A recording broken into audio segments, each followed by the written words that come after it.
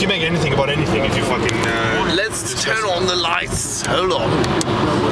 Welcome to the drive home with Tony Blair, the stoned version, and... Jonathan K. Witherspoon, Esquire. Well, there's certainly some people in this car who are lying about their predicaments and where they're coming from, like John Esquire. And these people are coming with weak arguments, with weak purpose, and a dangerous thing that happened right in front of me while I did this scene. You endangered me. You endangered me. But thankfully, John K. Witherspoon, Esquire, was at the helm, and his cat-like reflexes allowed him to put on his flasher and change lanes before any incident occurred. Certainly, we can learn from this, as his brakes are put to the maximum test of capabilities. In this unrehearsed predicament, this was done with no prior training. Go on, Tony.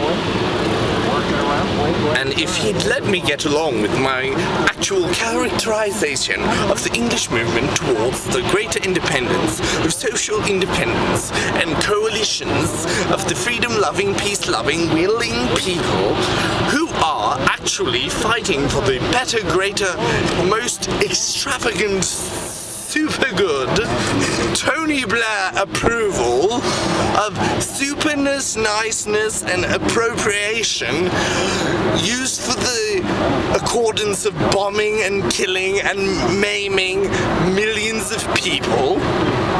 And if not, you're weak. Personally, I don't care about the others or what befalls them in an untimely fashion. For all I care, you can massively slaughter thousands and thousands of innocent women and children.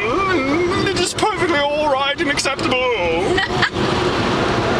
But that's just me. And I'm fucking crazy.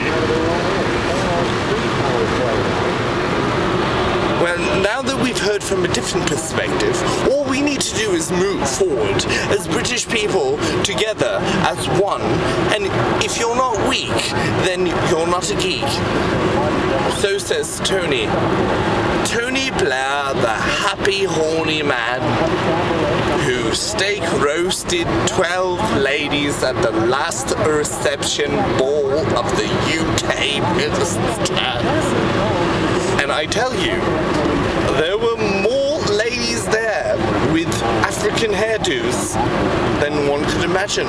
So I dare you call me a racist.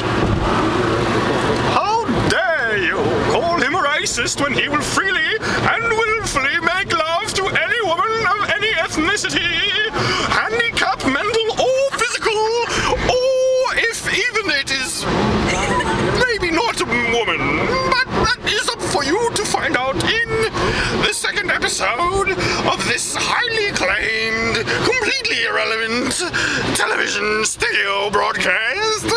And I will let you go before I smash into some kind of vehicle from a different region. Thank you, and good night. There you have it. The English cabinet has spoken. We are all about finding solutions and about progress into the comedic realm of the absurd. Thank you, and good night.